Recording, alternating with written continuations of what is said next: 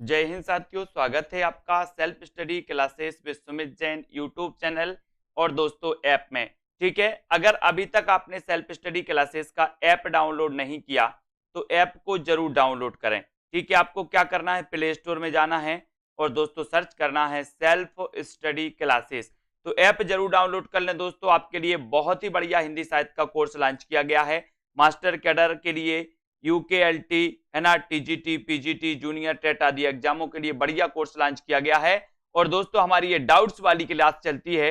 इस डाउट्स वाली क्लास में हम डाउट्स वाले प्रश्नों को सॉल्व करते हैं। आज का पहला अपना डाउट है कि निम्न में से कौन सा मनोविश्लेषणवादी लेखक नहीं है। तो ये चार विकल्प है, अगर आपसे बनता है नहीं है, आपसे पूछा गया तो चयन करिए। आपको कमेंट में उत्तर जरूर बताना है इसका। मनोविश्लेषणवादी जो लेखक माने जाते हैं, कवि माने जाते हैं, वो कौन नहीं है। तो दोस्तों आपको पता है मनोविश्लेषणवादियों में जैनेन्द्र कुमार का नाम आता है, ईलाचंद्र जोशी का नाम आता है, अज्ञेय का नाम आता है और डॉक्टर देवराज का नाम भी आता है। यहां कंफ्यूजन क्या बनता है, नंद दुलारे वाजपेयी और ईलाचंद्र जोशी में। कभी कभी लोग ईलाचंद जोशी लगाते हैं, कभी कभी लोग नंद दुलारे वाजपेयी लगाते हैं। याद रख लेना दोस्तों, है ना। क्या याद रखोगे, बोले सर मनोविश्लेषणवादी लेखक नहीं है, पूछा गया था, तब आपका उत्तर नंद दुलारे वाजपेयी। ये मनोविश्लेषणवादी नहीं है, ये तो स्वस्थवादी है, ये तो स्वच्छंदतावादी है। कौन, नंद दुलारे वाजपेयी, है ना। इनको आपको याद रखना। बोले नंद तो स्वच्छंद रहना चाहती है, स्वतंत्र रहना चाहती है, स्वच्छंद रहना चाहिए, इस प्रकार से। तो नंद दुलारे वाजपेयी स्वस्थवादी स्वच्छंदतावादी हैं, है ना। बाकी ईलाचंद जोशी, जैनेन्द्र कुमार, अज्ञेय और डॉक्टर देवराज ये मनोविश्लेषणवादी होते हैं। ठीक है, तो यहां पे कंफ्यूज नहीं होना। एक क्वेश्चन दोस्तों आता है और गलत भी हो जाता है। अब एक क्वेश्चन आया था दोस्तों, हिंदी के प्रथम आत्मकथाकार कौन है। अभी पंजाब मास्टर कैडर में ये प्रश्न आया था कि हिंदी के प्रथम आत्मकथाकार कौन है। अब ऐसे चार विकल्प दिए थे। तो दोस्तों पहला कंफ्यूजन तो यही है कि यहां पर बनारसीदास चतुर्वेदी दिया है, तो कई लोग तो आंखें बंद करके बनारसीदास चतुर्वेदी में टिक कर देंगे, बोले यही है।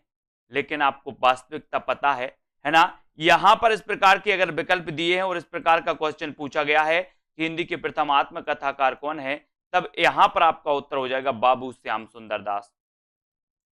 इनको आपको लिखना है दोस्तों, इनको आपको याद करना है। ये डाउट्स नंबर अपना 2 है, क्योंकि आपको पता है कि जो अर्ध कथानक है ये 1641 की मानी जाती है दोस्तों, है ना। और इसे हिंदी की प्रथम प्राचीनतम आत्मकथा माना जाता है। किसको, अर्ध कथानक को। ऐसे आपको याद रख लेना। अगर आपसे पूछा जाए कि हिंदी की प्रथम आत्मकथा कौन सी है, ऑप्शन में अर्ध कथानक है तो आपको अर्ध कथानक लगा देना है। ठीक है, और ऑप्शन में अर्ध कथानक नहीं है, मेरी आत्म कहानी है बाबू श्याम सुंदर दास की, तो आपको मेरी आत्म कहानी बाबू श्याम सुंदर दास की लगानी है। क्योंकि दोस्तों ये हिंदी की प्रथम प्रसिद्ध आत्मकथा मानी जाती है बाबू श्याम सुंदर दास की। कौन सी, मेरी आत्म कहानी। पंजाब मास्टर कैडर में ये क्वेश्चन आया था और यहां पर जो उत्तर माना गया था वो बाबू श्याम सुंदर दास हिंदी के प्रथम आत्मकथाकार हैं। यानी कि बी नंबर आपका यहां पर ये उत्तर सही माना गया था। ठीक है, तो आपको याद रख लेना कि बाबू श्याम सुंदर दास ने 1941 में मेरी आत्म कहानी लिखी थी, जबकि 1641 में लिखी थी किसने, बनारसीदास जैन ने अर्ध कथानक, है ना। इनको अपन को याद रख लेना दोस्तों। अब देखते हैं डाउट्स नंबर 3।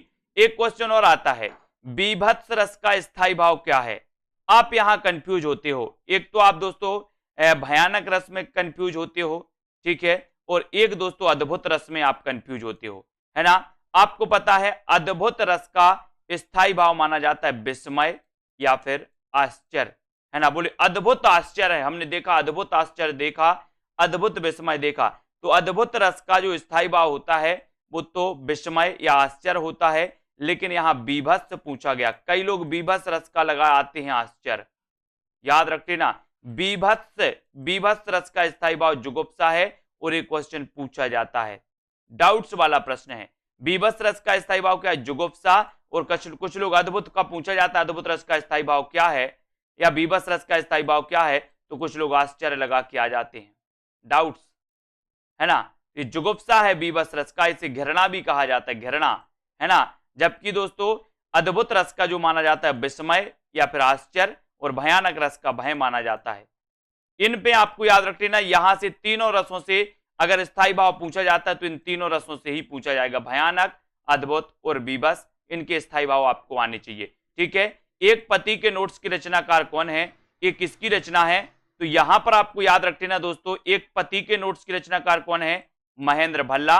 एक पत्नी के नोट्स की रचनाकार कौन है, तो ममता कालिया। और एक कस्बे के नोट्स की रचनाकार कौन है, तो नीलेश रघुवंशी। अब आपको कंफ्यूज नहीं होना, एक पति के नोट्स भल्ला, महेंद्र भल्ला, बोले पति के नोट्स किसी को दिए तो भल्ला भल्ला पढ़ेंगे पति के, और पत्नी के नोट्स अगर किसी को दिए तो पत्नी फिर कालिया बन जाएगी, कालिया।